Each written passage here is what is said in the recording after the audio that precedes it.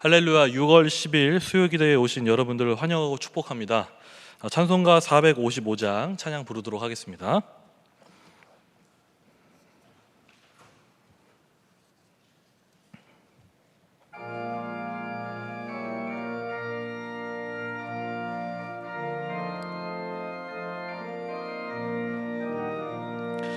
주님 마음을 본받는 자 그 맘에 평강이 찾아오면 험악한 세상을 이길 힘이 하늘로부터 임함이로다. 주님의 마음 받아 살면서 그 거룩하심 나도 이루리. 주 모습 내 눈에 안 보이며 내 음성 내 귀에 안 들려도 내 영혼 날마다 주를 만나 신령한 말씀 늘 배우도다. 주님의 마음 받아 살면서 그 거룩하심 나도 이루리. 가는 길 거칠고 험하여도 내 맘에 불평이 없어지면 십자가 고난을 이겨내신 주님의 마음 본받음이라. 주님의 마음 받아 살면서 그 거룩하심 나도 이루리.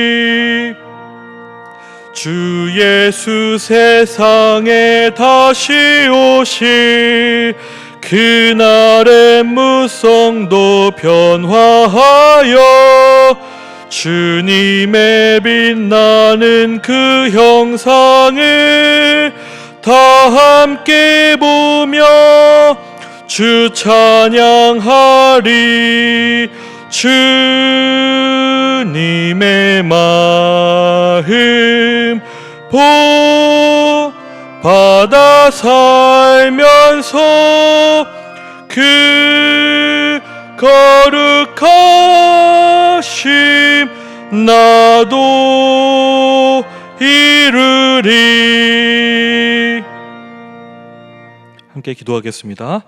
하나님 아버지 감사합니다. 우리를 어려운 상황 가운데서도 주님의 예배 자리로 불러주시고 하나님께 예배와 영광 올려드릴 수 있도록 인도하신 그 주님을 찬양합니다. 하나님 만세저부터 우리를 택정하사 우리를 자녀 삼아주시고 우리를 이 땅에 보내시어 하나님의 군사로서 하나님의 제자들로서 이 땅에서 하나님의 나라를 위하여 살도록 인도하심도 참으로 감사합니다. 그런데 하나님 우리는 부족합니다. 연약합니다. 주님의 뜻과 마음을 알면서도 때로는 그 뜻을 놓치면서 살 때가 종종 있습니다. 그러나 하나님 우리를 불쌍히 여기셔서 주님 말씀 앞으로 돌아오게 하여 주시옵고 우리 마음 가운데 하나님의 성령의 놀라운 진리의 마음들이 새겨져서 하나님 말씀으로 붙잡고 살아가는 인생들 될 수 있도록 우리 모든 성도님들 가운데 은혜를 더하여 주시옵소서. 하나님 특별히 코로나 가운데 힘겨운 상황들을 보내고 있는 우리 성도들을 위하여 기도합니다. 하나님 이루 말할 수 없습니다. 사람들에게 말할 수조차 없이 고통 가운데 있기도 합니다. 하나님 그 마음을 어루만지시고 위로하사 하나님의 정말 측량할 수 없는 은혜를 하나님 맛보기를 소망합니다.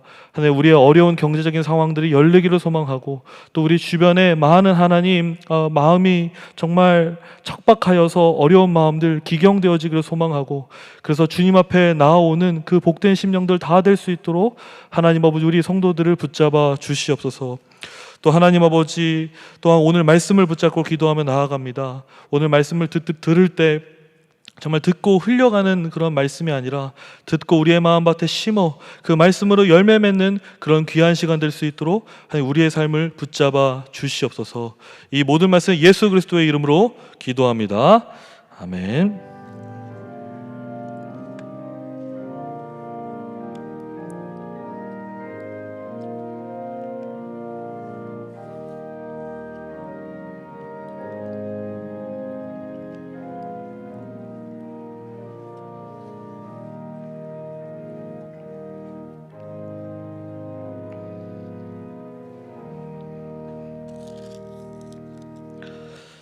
오늘 함께 보실 말씀은 누가복음 10장 38절부터 42절입니다. 누가복음 10장 38절부터 42절, 신약성경 110페이지에 있습니다.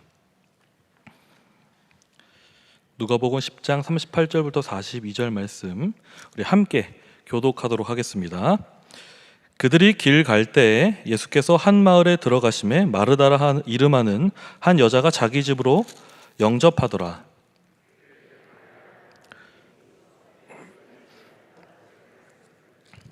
마르다는 준비하는 일이 많아 마음이 분주한지라 예수께 나아가 이르되 주여, 내 동생이 나 혼자 일하게 두는 것을 생각하지 아니하시나이까 그를 명하사 나를 도와주라 하소서.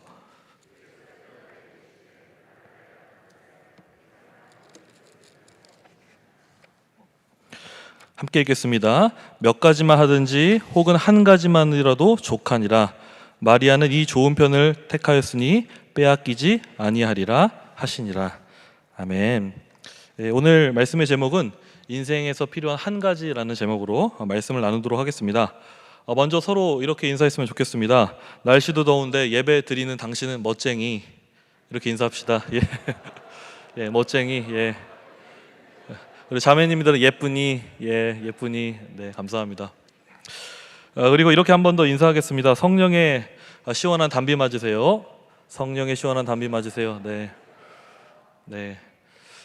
제가 이제 대구에 온 지 1년 반 정도 됐는데 작년에는 전국적으로 괜찮지 않았습니까, 날씨가. 그래서 이제 저는 너무 더워가지고 이게 바로 대구의 날씨입니까? 대구 특별시의 날씨입니까? 제가 이랬더니 어떤 분이 그러시더라고요. 아직 대구 날씨 못 보셨습니다. 네, 맛보지 못하셨습니다. 그래서 제가 그렇군요, 반성했습니다. 날씨가 덥지만 뭐 서울광역시나 대구특별시나 하나님의 말씀은 성령의 은혜가 더욱더 촉촉히 모든 사람들에게 임하게 되는 줄 믿습니다. 예, 일부러 한 거 아시죠? 예, 서울광역시고 대구특별시입니다. 예, 어쨌든 오늘 말씀은요, 관점의 차이가 있겠지만 10장 전체 맥락과 전후 맥락을 살펴볼 때 한마디로 제자도와 관련한 본문입니다. 우리의 스승이신 예수님께서 제자인 우리들에게 어떤 마음과 자세로 살아야 하는지 가르쳐주는 그런 말씀이라는 것이죠. 그래서 먼저 38절 보시면 예수님께서 어떻게 하십니까? 길을 가는 여정 속에서 한 마을로 들어가십니다. 뭐 이것을 베다니로 보는 분들도 있지만 베다니라고 볼 수는 없는 것 같고요. 어쨌든 그리고 그곳에서 예수님은 마르다라는 한 여인에 의해서 그 집에 초대가 되십니다. 그리고 나서 39절은 마르다에게 마리아라는 여동생이 있다고 소개가 되면서 그 다음 말씀을 굉장히 주목하셔야 됩니다. 주의 발치에 앉아 그의 말씀을 듣더니, 39절에 그렇게 말씀하고 있죠. 무슨 뜻인가요? 마리아가 주님 앞에 발 앞에 나아가 말씀을 듣고 있었다는 것입니다. 그런데 왜 이 말씀을 주목해야 하냐면 이 말씀이 오늘 말씀을 지배하는, 말씀 전체를 지배하는 말씀이면서 동시에 이 말씀의 주제인 제자도와 깊이 연관이 있는 그런 말씀이기 때문입니다. 그래서 이 말씀과 관해서 구체적으로 제가 세 가지를 좀 설명을 드리고자 하는데요. 첫 번째는 상황적인 설명을 드리고, 두 번째는 문맥적인 설명을 좀 드리고, 세 번째는 문법적인 설명을 좀 드림으로써 오늘 말씀이 어떻게 제자도와 관련한 말씀인지를 먼저 좀 설명을 드리고자 합니다. 먼저 상황적으로는 이 말씀이 어떻게 이해되는지를 살펴보기를 원하는데요. 지금 마리아가 예수님 발치에 앉아 있다고 하는 것은 그냥 우리가 눈으로 볼 때 어떤 장면을 객관적으로 서술하는 것처럼 보일 수 있지만 사실은 그렇지 않습니다. 이 말씀은 유대교에서 충분히 이미 일어나고 있는 또 표현이기도 한데요. 그건 뭐냐면 모범적인 제자도를 묘사하는 것이었습니다. 그러니까 주의 발 앞에 발치 앉아 있다는 것은 모범적인 제자도의 모습을 묘사하고 있는 표현이라고 하는 것이죠. 그래서 여러분, 발치 앉는다는 것은 랍비의 제자가 취하는 전형적인 모습이었는데요. 대표적인 예로 사도 바울은 사도행전 22장 3절에서 자신의 출신에 대해서 말할 때 어떻게 소개하냐면 자기는 다소에서 태어났고 등등 얘기하다가 이제 자기가 가말리엘 문하라고 합니다. 가말리엘 문하. 근데 여기서 문하가 뭐냐면 헬라어로 푸스라고 해서 발이란 뜻입니다. 그러니까 자기는 가말리엘 발 아래 있었던 사람이라고 지금 자신의 신분을, 과거의 신분을 소개하고 있었다는 것이죠. 그러니까 마리아가 예수님 발치에 앉아 있다는 것은 단순한 상황 설명이라기보다 제자의 참된 모습을 보여주고 있는 그런 표현이라고 할 수 있는 것이죠. 그리고 또 한 가지는 마리아가 예수님 발치에 앉아 있어서 말씀을 듣는다는 것은 당시 사람들이 보기에 익숙한 광경은 아니었습니다. 굉장히 어색한 분위기가 연출되는 그림이었던 것이죠. 왜냐하면 당시 여인들은 랍비들에게 가르침을 받기가 쉽지 않았습니다. 굉장히 어려웠습니다. 심지어 금지 대상이기도 했습니다. 설령 정말 만에 하나 가르침을 여인들이 받는다 하더라도 그 여인의 자리는 앞자리는 아니었습니다. 뒷자리였습니다. 보이지 않는 뒷자리. 그래서 당시 분위기를 좀 우리가 이해해 본다면 예수님 이후 출생한 1세기 랍비였던 엘리에셀이라는 랍비가 이렇게 말했다고 합니다. 제가 나눠드린 유인물에 써드렸는데요. 만일 어떤 남자가 그의 딸에게 율법의 지식을 전수한다면 이는 마치 그가 딸에게 생욕을 가르치는 것과 같다. 그러니까 여러분, 말도 안 되는 표현이죠. 말씀을 가르치는 게 어떻게 생욕을 가르치는 것과 같다고 말합니까? 여인들에게 가르쳤다는 이유 하나만으로. 근데 그때 당시는 심지어 그렇게 생각하기도 했다는 것입니다. 그래서 당시 여성들이 랍비들에게 말씀을 듣고 배운다는 것은 보편적인 분위기를 심각하게 벗어난 행동이었다는 것이죠. 그다음 두 번째는 누가복음 전체 문맥적인 관점에서 이 말씀을 어떻게 이해되냐면, 여러분, 누가복음에서는 유대 랍비들 발 앞에 가는 것이 금지된 대상들이 소개가 됩니다. 그러니까 지금 이 여인도 마찬가지고요. 동시에 이방인과 사마리아인이 이 누가복음 곳곳에 이제 기록되는 것을 보게 되는데, 누가복음 7장에 보시면 예수님 발 곁에, 제가 나눠드린 유인물의 구절들이 다 있습니다. 7장에 보시면 예수님 발 곁에 서서 울면서 자신의 머리털로 그 예수님의 그 발을 눈물로 적셨던 그 여인이 소개가 되고요. 이방 여인인 것이죠. 그리고 8장에서는 귀신 들린 이방인이 예수님께 고침을 받아서 예수님 발 앞에 앉아 있었던 것을 보게 됩니다. 그리고 누가복음 17장에 가시면 예수님께 치료받았던 10명의 나병 환자가 있었는데 그 중에 한 명만이 예수님 앞에 발 앞에 엎드립니다. 그 한 명이 누구냐면 사마리아 사람이었습니다. 그러니까 사마리아 사람, 이방인, 여인들은 사실상 랍비들에게 말씀을 교육받을 수 없는 사람들이었는데 예수님께서는 이들을 부르셔서 당신 발 앞에 두시고, 이 발 앞에 두었다는 것은 무엇입니까? 당신의 제자로 삼으셨다는 뜻입니다. 그래서 예수님은 어떤 분이십니까? 너무나 차별 없이 모든 사람들을 사랑하시고 모든 사람들을 제자 삼기를 원하시는 너무나 선하신 주님이라는 것이죠. 그래서 특별히 오늘 본문에서 마리아는 어떤 존재냐면 여인이기 때문에 차별받는 유대인 여성이었습니다. 여성은 랍비의 제자가 될 수 없었지만, 또 그리고 아무도 그녀에게 관심 없었지만 예수님은 그녀를 사랑하시고 관심을 주시고 그녀를 제자 삼고 있었다는 것이죠. 그리고 세 번째는 문법적인 이유에서 마리아는 제자도의 전형적인 모습을 보여준다고 할 수 있는데요. 주의 발치에 앉아 그의 말씀을 듣더니라고 했을 때 여기서 듣는다는 헬라어 이 표현은요, 시제가 미완료 과거입니다.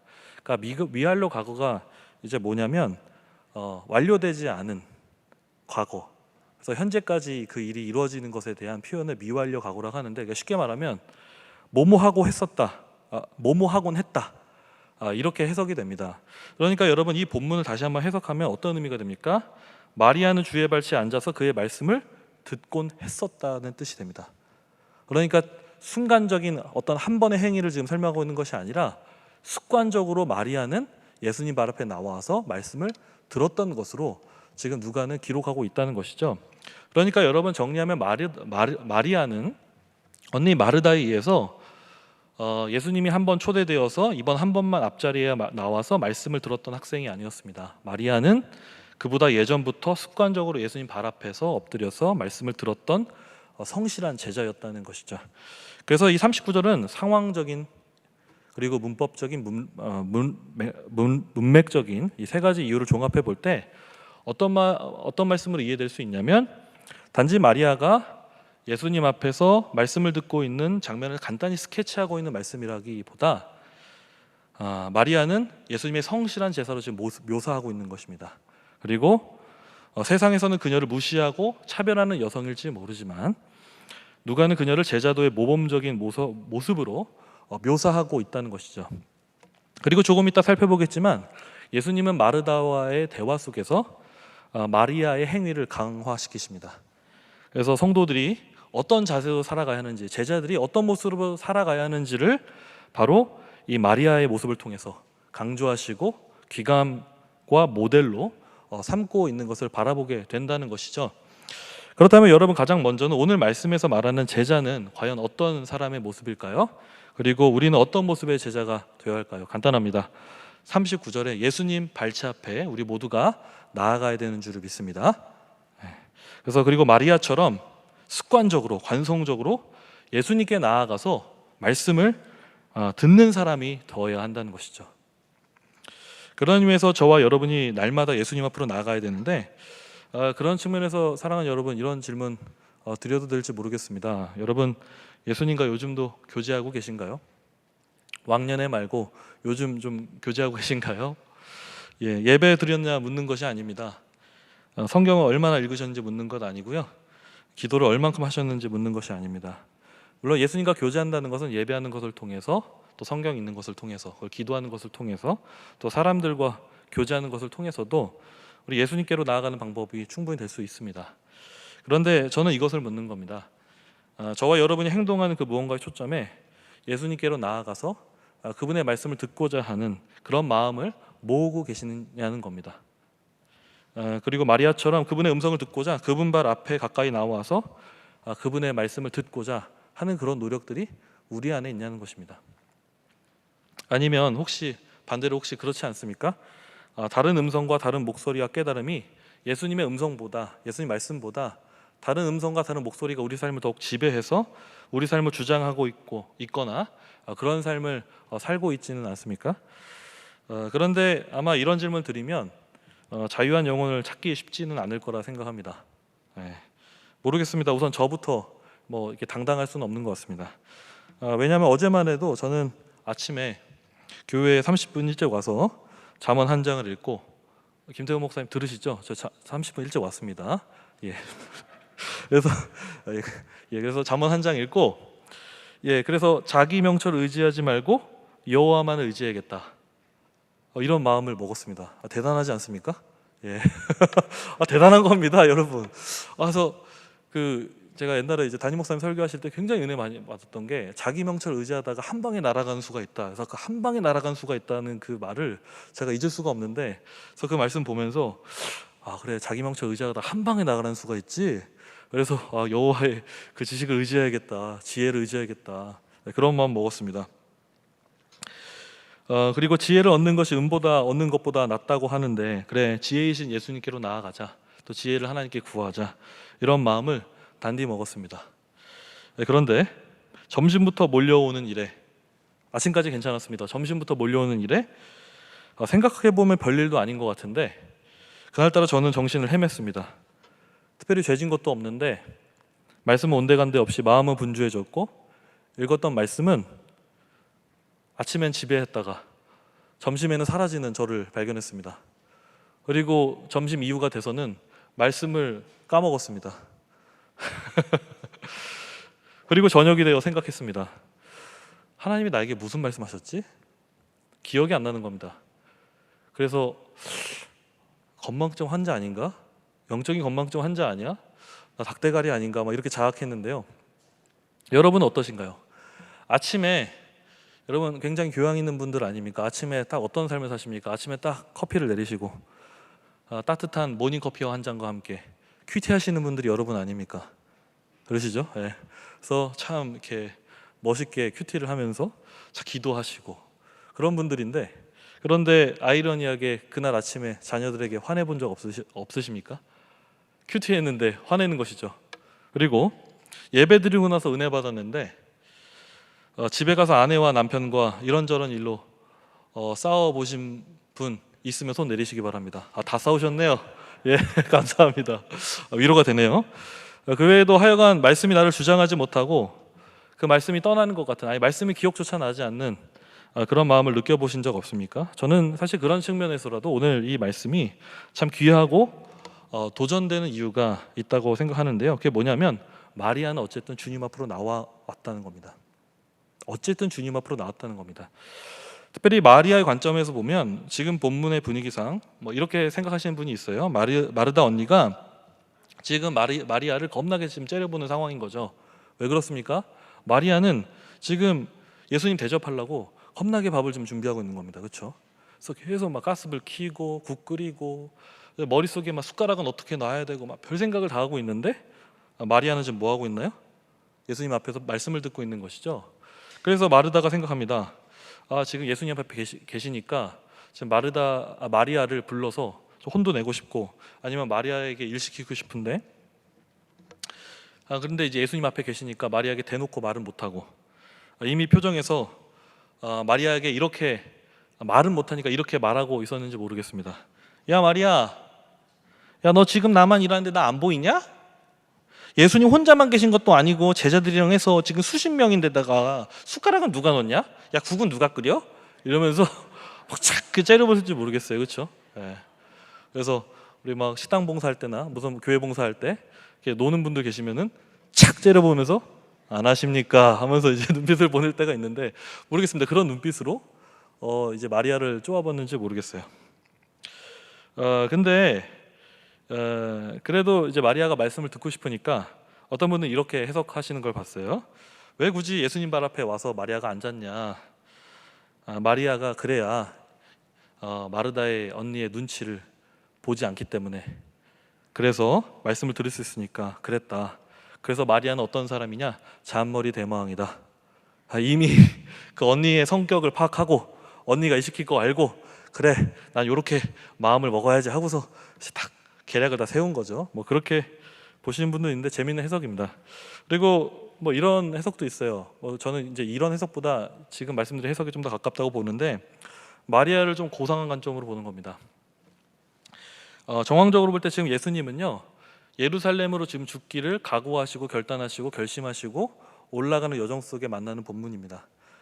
누가복음 9장 51절에 보면 예수님께서 그 승천하시기를 이를 기약하고 마음을 굳게 결심하시고 예루살렘으로 향하고 있는 그 전진하는 그런 본문을 기록하고 있는데, 지금 이 누가는 자꾸 길 중에 있는 상황들을 묘사하면서 지금 오늘 본문도 길 중에 가다가 한 마을에 들어가셔서 마르다 집에 들어가시는 겁니다.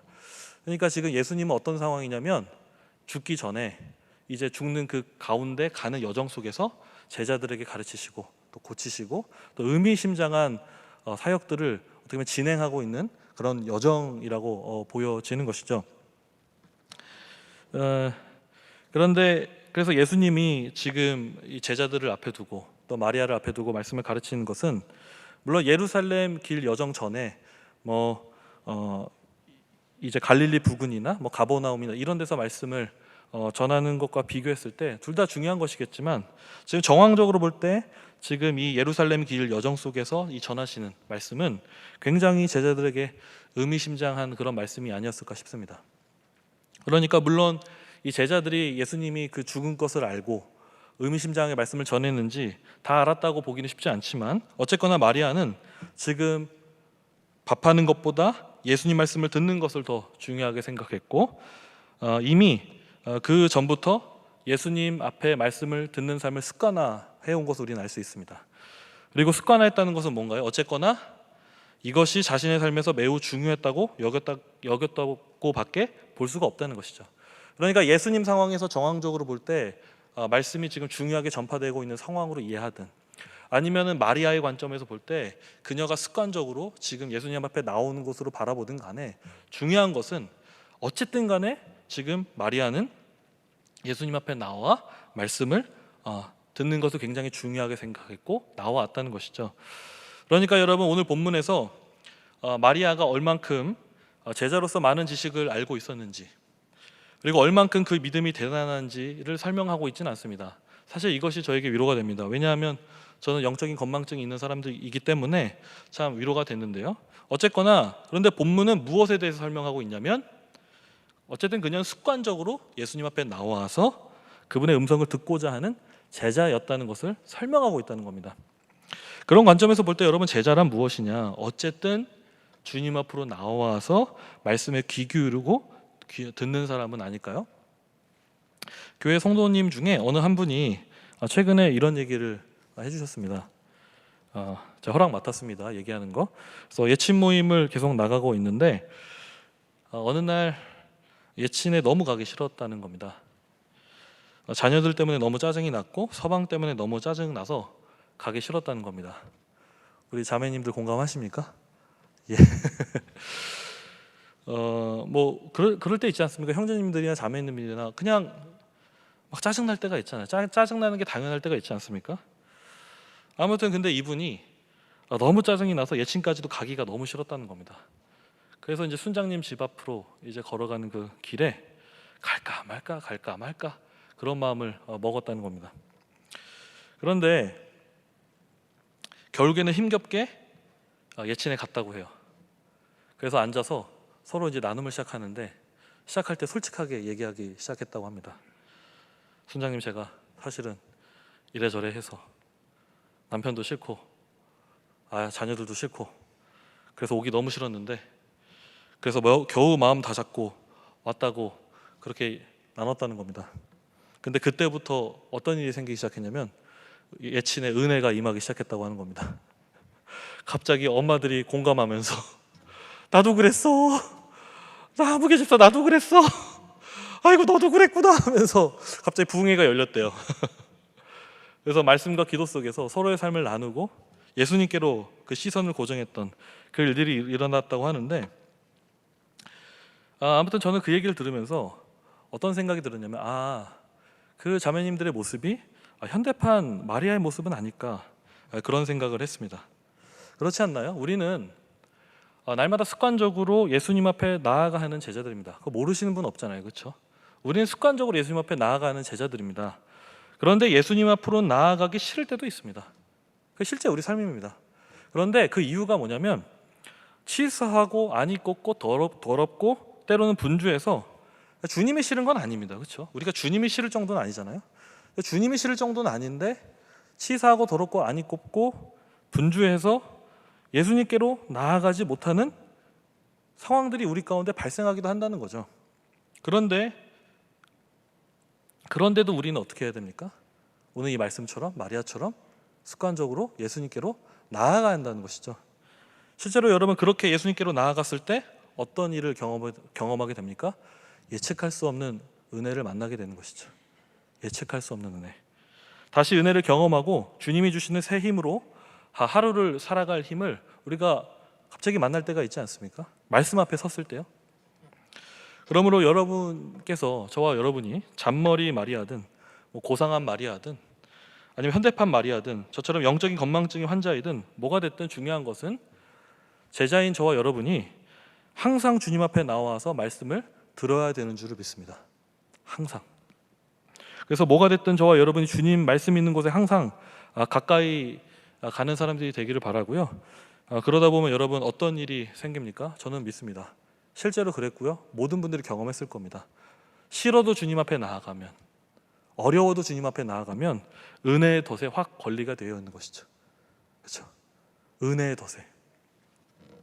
근데 주님 앞에 와서 말씀을 안 듣고 자꾸 반대로 가면 우리가 어떤 일을 맛보게 됩니까? 세상 덫에 걸리게 되죠. 은혜의 덫에 걸리기보다 세상 덫에 걸리는 우리들을 바라보게 됩니다. 그런 의미에서 서로 이렇게 인사했으면 좋겠는데요. 더럽고 안 입고 와도 이렇게 인사합시다. 더럽고 안 입고 와도 예수님 말씀 앞으로 나갑시다. 예. 네, 예수님 말씀 앞으로 나아가는 여러분 되게 소망합니다. 그 다음은 시간 관계상 마르다 얘기는 잠깐만 하고자 하는데요.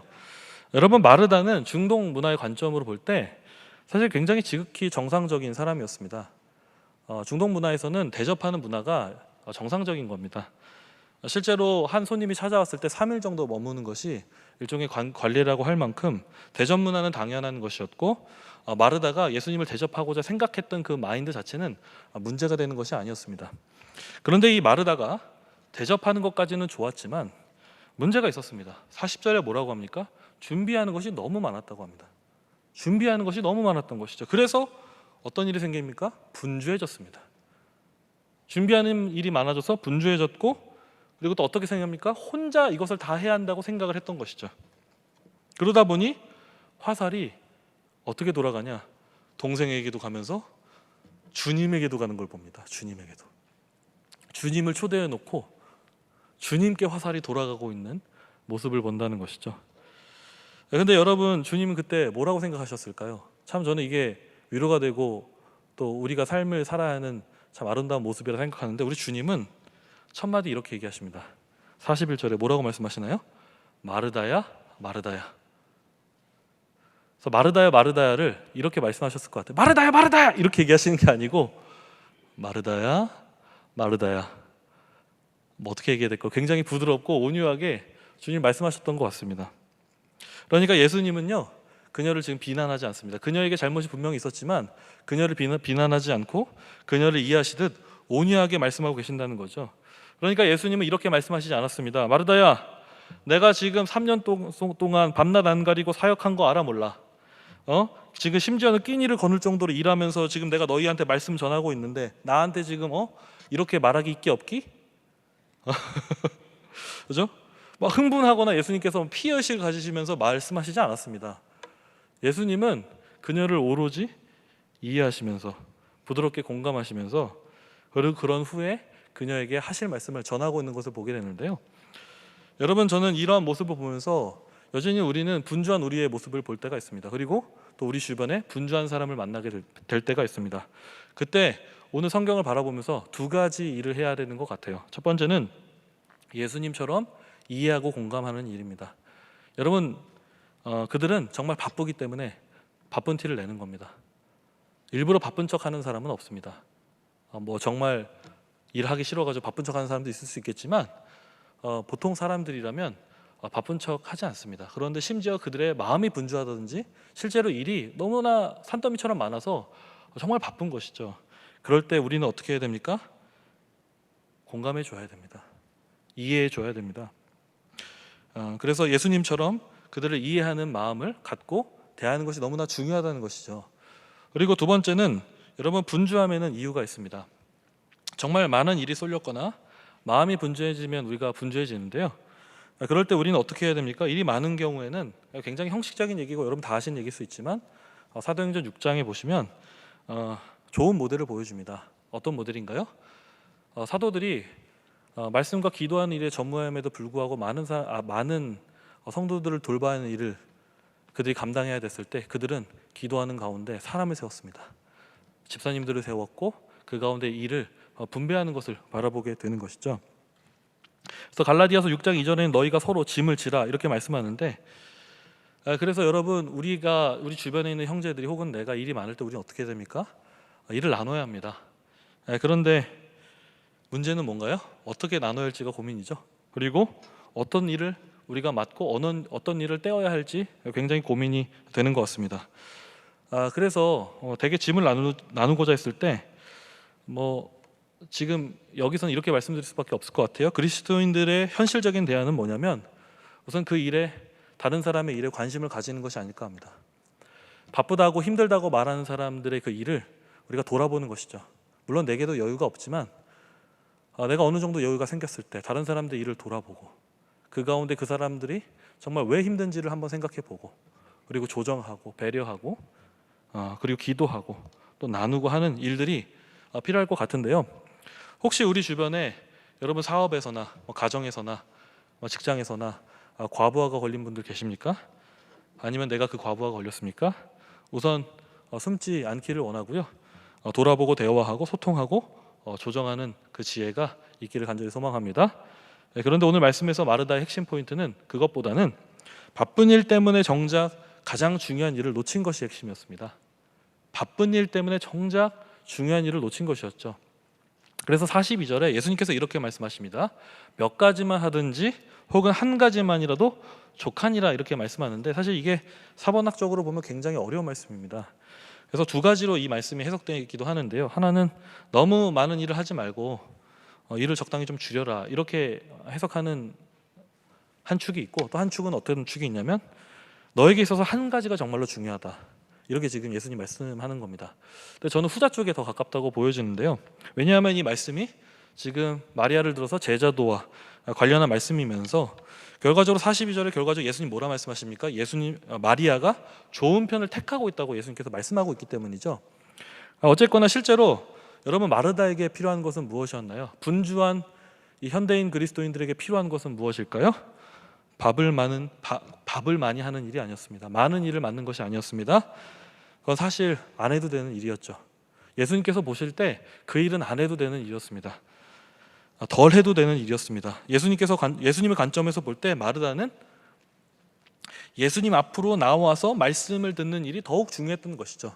그런데 마르다는 놓치고 있던 겁니다. 더 중요한 본질이 있는데 그 본질을 섬기기 위해서 다른 일을 하다가 본질마저 사라지는, 자신의 삶 속에 그 본질을 놓쳐버리는 일들을 경험하게 됐다는 것이죠. 물론 마르다 입장도 이해가 갑니다. 대접해야죠. 대접해야 되고 밥도 잘 먹어야 일을 할 거 아닙니까? 그런데 그녀는 균형을 잃었던 겁니다. 정확히 말하면 바쁜 것 자체는 문제가 아닌 것 같아요. 왜냐하면 얼마든지 바쁜 경우에도 우리가 중심을 잃지 않고 사는 그런 경우들이 있기 때문입니다. 실제로 그런 분들을 보기도 하고, 또 뭐 책 제목 중에 이런 제목도 있지 않습니까? 바쁘기 때문에 너무 바빠서 기도합니다. 뭐 이런 책이 있지 않습니까? 빌 하이벨스의 그 목사님이 쓴 너무 바쁘니까 기도합니다. 너무 바빠서 기도합니다. 근데 마르다는 어땠나요? 너무 바빠서 기도하는 게 아닙니다. 너무 바빠서 기도하는 게 아니라 그녀가 자신의 열매를 보여주고 있죠. 너무 바쁜데 그 열매는 뭐였냐? 원망이었습니다. 바빠서 그 다음 뭐예요? 주님을 원망하고 동생을 원망하고 있었다는 것이죠. 그래서 그녀의 문제가 원초적으로 어떤 문제였는지 저는 정확히 잘 모르겠지만, 그러나 우리가 다 아는 사실은 그녀가 결과적으로 맺은 열매는 원망이었다는 겁니다. 원망이었고, 그것은 오히려 그녀에게 말씀이 없었던 것을 들킨 셈이 아닐까 하는데요. 그래서 여러분, 정말 모든 인생에서 중요한 한 가지 일인 주님 앞으로 나와서 그분과 교제하고 그분의 말씀을 듣는 일을 놓친 데서부터 어쩌면 이 마르다의 삶은 꼬인지 모릅니다. 그런데 여러분, 상대적으로 마르다는 그런 사람이었지만 말씀 앞으로 다시 돌아와서 마리아는 어떤 사람이었습니까? 어쨌든 주님 앞으로 나와서 말씀을 듣는 제자였다는 것이죠. 마리아는 어쨌든 주님 앞으로 나와서 말씀을 듣는 제자였고, 마르다는 분주한 가운데 주님을 붙잡았던 것이 아니라 오히려 주님을 원망하고 오히려 말씀을 놓치는 그 삶을 대립적으로 지금 보여주고 있다는 것입니다. 그렇다면 여러분에게 마음속으로 묻겠습니다. 여러분은 마르다에 가까우신가요? 아니면은 마리아에 가까우신가요? 마리아처럼 어쨌든 예수님 앞에 나오는 사람이십니까? 아니면 마르다처럼 바쁘다고 티내고 바쁘다고 하면서 막 힘들고 막 그런 사람에 가까우십니까? 저는 사실 생각해 볼 때 이 두 가지의 모습이 우리 안에 있다고 생각합니다. 이 두 가지 우리 안에 모습이 있지만 오늘 말씀을 통해서 바라옵기는 마리아 쪽으로 우리 삶의 균형이 점점 이동하는 은혜가 있기를 소망합니다. 이제 말씀을 맺고자 하는데요. 마지막으로 어떻게 하면 우리 삶이 마리아 쪽으로 옮겨갈 수 있을까 고민해봤습니다. 저는 그때 해답이 바로 다시 말씀으로 돌아와서 39절이라 생각합니다. 39절. 우리 같이 한번 39절 한번 읽어볼까요? 시작. 그에게 마리아라 하는 동생이 있어 주의 발치에 앉아 그의 말씀을 듣더니. 여러분, 마리아는 주의 발치에 앉아 그의 말씀을 들어 어떻게든 주님 앞으로 오려고 노력하는 그 시도를 통해서 영적으로 회복하는 그런 여인이었음을 바라보게 됩니다. 그렇다면 우리는 어떻게 하면 마르다에서 마리아의 삶으로 균형을 옮길 수 있을까요? 마리아처럼 어쨌든 주님 앞에 나오는 저와 여러분이 되기를 소망합니다. 그래서 중요한 것은 이런 것 같아요. 원래 리듬, 여러분이 살고 있는 그 원래 리듬에서 아무것도 하지 않고 마음만 내가 마르다처럼 살아야지라고 생각한다면 그것은 아무런 변화가 일어날 수 없다고 생각합니다. 우리는 무엇을 해야 합니까? 여러분 결단해야 됩니다. 마음을 먹으셔야 되고요. 실제적으로 우리 삶에 변화가 있기 위해서 우리가 정말 고민해야 됩니다. 그래서 먼저는 마리아처럼 습관을 갖는 영성을 갖기 위해서 뭘 해야 되느냐? 우리 삶에 걸러내야 할 것을 걸러내야 되는 것이죠. 부부의 세계를 열심히 보셨습니까? 그럼 그걸 좀 관두고 어떻게 하면 하나님 앞에 더욱더 가까이 기도할 수 있을까? 더 가까이 나가서 기도할 수 있을까? 고민해야 하는 그런 불필요한 행동과 시간들이 무엇이 있는지를 돌아보고 주님 앞에 나아가야 되는 줄 믿고요. 또 생각보다 이런 불필요한 시간들이 우리 삶에 많이 있는 것 같습니다. 그래서 이런 많은 그런 불필요한 시간들을 정리하고 주님 앞에 나아가는 줄 믿고요. 그래서 특별히 우리가 결단해야 되는 건 뭐냐? 특별히 우리가 마음을 정해야 됩니다. 아침에 일어나서 내가 큐티를 하겠다. 아니면 내가 점심에 교회 와서 기도하겠다. 내가 수요 기도회는 여러분처럼 작정하고 내가 어쨌든 내가 나와서 하겠다. 아니면 금요 기도에 있지 않습니까? 그럼 내가 마스크 쓰고 코로나 두려움이 있지만 어떻게든 내가 나오겠다 하는 그런 결단의 마음을 가지고 각자의 삶마다 우리가 결단을 해야 된다는 겁니다. 그럴 때 어떤 일이 있습니까? 하나님께서 우리의 삶의 영적인 체질을 변화시키시고 하나님의 은혜를 부어주시게 되는 줄을 믿습니다. 이 시간 함께 우리 찬송가 446장 부르시고요. 주님께 헌금 드리며 나아가고 그 헌금 기도와 축도로 예배를 마치도록 하겠습니다. 찬송가 446장입니다.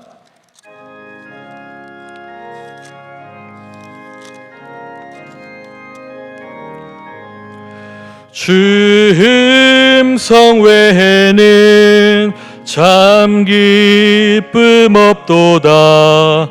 날 사랑하신 주 늘 계시옵소서. 기쁘고 기쁘도다. 항상 기쁘도다. 나 주께 왔사오니 복주옵소서. 3절 찬양하겠습니다. 주 떠나가시면 내 생명 헛되네. 기쁘나 슬플 때 늘 계시옵소서. 기쁘고 기쁘도다. 항상 기쁘도다. 나 주께 왔사오니 복주옵소서. 그 귀한 언약을 이루어 주시고 주 명령 따를 때 늘 계시옵소서. 기쁘고 기쁘도다. 항상 기쁘도다. 주께 왔사오니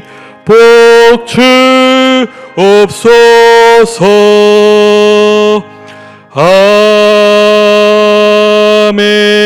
아멘. 기도하겠습니다. 하나님 아버지 감사합니다.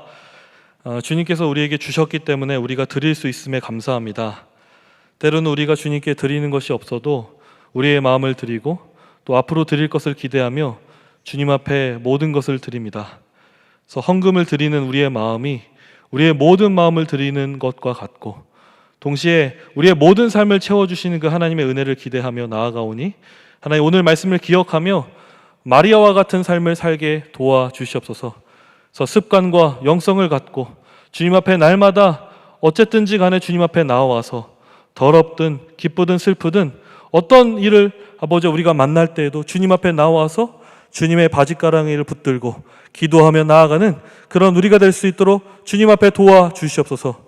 또한 주님의 음성을 듣는 우리가 되기를 원합니다. 하나님 우리가 교회를 다니고 예배를 드리지만 주님의 음성을 듣지 않고 충분히 살 수 있는 우리입니다. 그러나 주님 그런 우리의 모습을 버리기를 원하고 주님 우리에게 오늘 하신 말씀이 무엇인지 매일 하나님 앞에 엎드리며 또한 기도하는 가운데 우리가 주님 앞에 날마다 회개하며 그 가운데 주님이 우리에게 하시는 말씀을 부여잡고 매일매일 거룩한 삶을 살아갈 수 있도록 마리아처럼 우리 삶을 제자와 같이 붙들어 주시옵소서. 이 모든 말씀 예수 그리스도의 이름으로 기도합니다. 아멘. 이제는 주 예수 그리스도의 은혜와 다음 없는 하나님의 사랑과 성령의 교통하심이 너희 무리와 항상 함께 있을지어다. 아멘.